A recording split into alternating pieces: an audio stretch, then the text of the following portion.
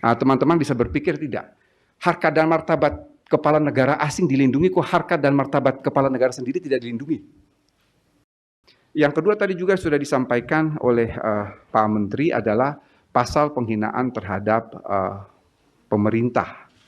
Jadi ada putusan MK tahun 2006, kalau 2006 ya, kalau teman-teman masih ingat itu persoalan mobil Jaguar. Pasal 134 bis itu diuji di Mahkamah Konstitusi dan Mahkamah Konstitusi membatalkan pasal itu. Mengapa Mahkamah Konstitusi membatalkan pasal itu? Karena satu, itu bukan delik aduan, siapapun bisa mengadu. Lalu hati-hati ketika kita melihat pasal 134 bis KUHP lama yang dibatalkan oleh Mahkamah Konstitusi, itu ada dalam pertimbangan Mahkamah Konstitusi yang mengatakan begini, dan pertimbangan itu bersifat ratio residendi. Ratio residendi itu artinya pertimbangan yang bersifat mengikat. Di dalam pertimbangan Mahkamah Konstitusi soal pasal penghinaan itu, dikatakan oleh Mahkamah Konstitusi bahwa kalau mau ini merujuk kepada pasal 207 KUHP. Pasal 207 KUHP itu adalah penghinaan terhadap penguasa umum. Itu sangat luas. Di situ dikatakan oleh Mahkamah Konstitusi, pasal penghinaan terhadap penguasa umum itu harus merupakan delik aduan. Berdasarkan pertimbangan Mahkamah Konstitusi itulah pemerintah dan DPR membentuk pasal penghinaan terhadap lembaga negara. Cuman kita batasi. Kalau pakai KUHP lama, itu ketua pengadilan negeri dihina, Kapolres dihina tuh bisa kena pasal itu. Tetapi pasal yang ada dalam KUHP itu sudah dibatasi. Jadi penghinaan terhadap lembaga negara itu hanya dibatasi 1 presiden wakil presiden, 2 MPR, 3 DPD, 4 DPR, 5 Mahkamah Agung, 6 Mahkamah Konstitusi. Jadi sangat terbatas. Dan itu delik aduan. Delik aduan yang harus mengadukan itu adalah pimpinan lembaga. Apa dasar pemerintah dan DPR membentuk pasal itu? Dasarnya adalah putusan Mahkamah Konstitusi tahun 2006 ketika pasal 134 bis itu dibatalkan.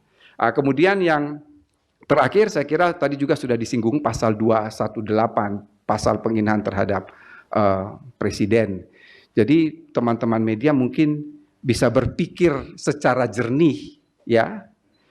Dimanapun di negara ini, di dunia ini, ada pasal, ada bab dalam KUHP masing-masing negara. Bab itu berbunyi penyerangan terhadap harkat dan martabat kepala negara asing. Teman-teman bisa berpikir tidak, harkat dan martabat kepala negara asing dilindungi, kok harkat dan martabat kepala negara sendiri tidak dilindungi? Coba itu dijawab. Itu yang pertama. Yang kedua, fungsi hukum pidana itu apa? Fungsi hukum pidana itu adalah, filsafatinya adalah fungsi melindungi. Yang dia lindungi siapa? 1 negara, 2 masyarakat, 3 individu. Ditanya lebih lanjut, yang dilindungi dari negara itu apa? Kedaulatan. Lalu ada satu hal, harkat dan martabat negara. Presiden dan wakil presiden itu adalah personifikasi suatu negara. Sehingga mengapa pasal ini harus ada. Yang ketiga, mengapa pasal ini harus ada? Ini adalah pengendalian sosial.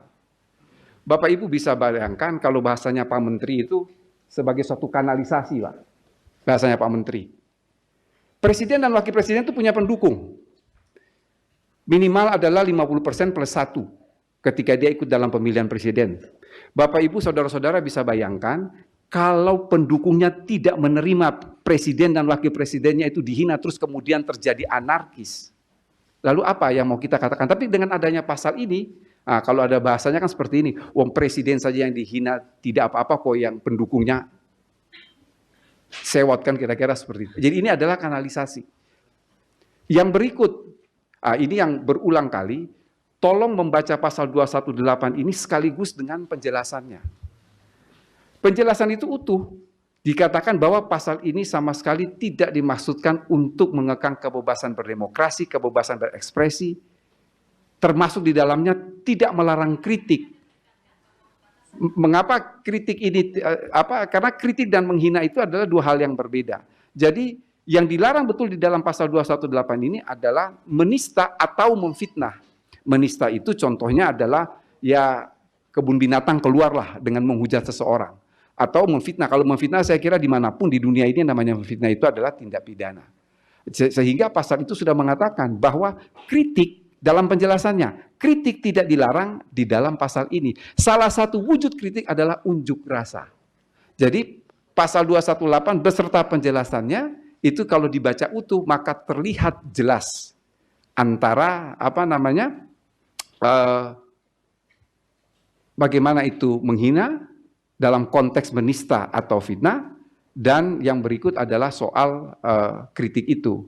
Yang terakhir, ini yang selalu saya mengutarakan ketika kami di tim pemerintah waktu itu, kan ada yang bersuara begini, mengapa tidak pakai pasal penghinaan biasa?